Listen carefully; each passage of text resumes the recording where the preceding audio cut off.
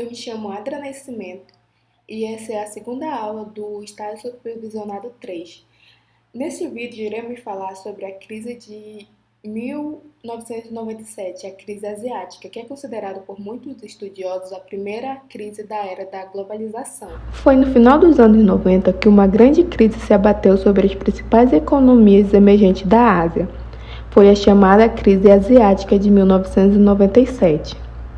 Inicialmente, ela foi restrita aos conjuntos de países conhecidos como os tigres asiáticos, que era conhecida a economia de países como Coreia do Sul, Hong Kong, Singapura e Taiwan.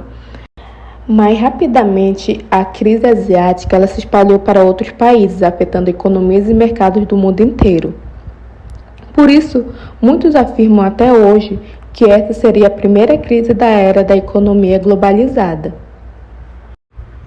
Após essa rápida contextualização, vamos entender agora o que foi de fato essa crise.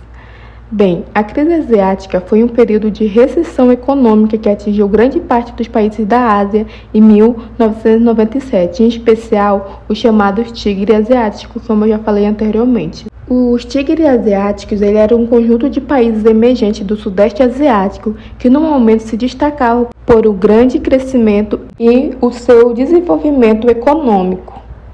A crise dos tigres asiáticos ficou conhecida como a primeira grande crise dos mercados globalizados.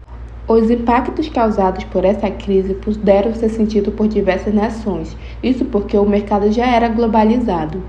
Países como a Tailândia, Malásia e Coreia tiveram uma diminuição de 10% no seu produto interno bruto. Além disso, a Indonésia, que foi a mais afetada, teve uma redução de 15%. Muitos afirmam que a principal causa da crise asiática foram as políticas monetárias iniciadas por esses países. Por isso, essa crise também é chamada por economistas e especialistas no tema de crise monetária do Sudeste Asiático. A crise começou primeiramente na Tailândia. Na época, houve uma desvalorização da moeda local quando o país decidiu tornar o câmbio flutuante. 3 meses depois, os impactos já começaram a afetar a Bolsa de Valores de Hong Kong, e as consequências fizeram desta uma das maiores crises financeiras da década de 90. Não muito tempo depois, países como Taiwan, Indonésia e Coreia do Sul já recorriam ao Fundo Monetário Internacional para obter empréstimos. A Indonésia teve uma desvalorização de 30% da sua moeda. Além disso, a Coreia do Sul teve que pegar emprestado 57 bilhões de dólares do FMI para arrumar as contas. Isso representa o maior empréstimo já concedido pelo fundo. Bem, uma das consequências mais evidentes da crise asiática foram os aumentos dos problemas sociais. Isso porque houve um grande aumento na taxa de desemprego, o que levou os mercados da Ásia a começarem a ser saqueados pela população e fez os Estados Unidos mandarem só para a Indonésia 70 milhões em comida e remédios. No final de 1997, na Tailândia, o número de desempregados passou de 850 mil para 1,5 milhão em 1998. Já na Coreia do Sul, pelo menos 10 mil trabalhadores foram afastados por dia do trabalho, de acordo com o governo sul-coreano. Em 1998, a crise asiática já fazia muitas indústrias e empresas adotarem medidas drásticas. Isso para diminuir o número de demissões. A Coreia do Sul precisou fazer um acordo para legalizar o layoff no país. A crise também teve um grande efeito sobre os mercados financeiros desses países. O maior banco da Ásia, Peregrine Investimentos, por exemplo, chegou a pedir liquidação financeira. Essas e outras medidas forçaram ainda mais a saída do capital estrangeiro desses países, o que agravou ainda mais os efeitos da crise.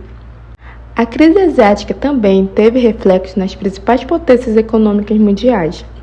Diversas ações internacionais caíram em 60%. Além disso, ela afetou países da União Europeia, Estados Unidos e a Rússia. As consequências da crise asiática também fizeram a economia mundial ficar contida nos anos de 1998 a 1999. Além disso, o impacto também afetou a economia dos países asiáticos que enfrentaram diversas falências. A crise financeira na Ásia também afetou as finanças da Rússia. O presidente da época, chegou a demitir todos os funcionários do governo. Não muito tempo depois, a moeda local da Rússia também entrou em colapso e logo depois a bolsa russa também entrou em recessão, iniciando-se assim também a conhecida crise russa. Para finalizar esta aula, falaremos agora sobre os impactos desta crise asiática no Brasil.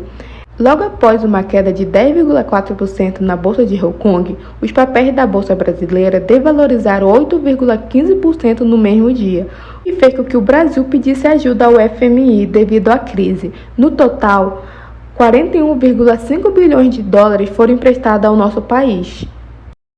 Bom, com isso finalizamos a nossa aula de estágio supervisionado 3 sobre a crise asiática de 1997.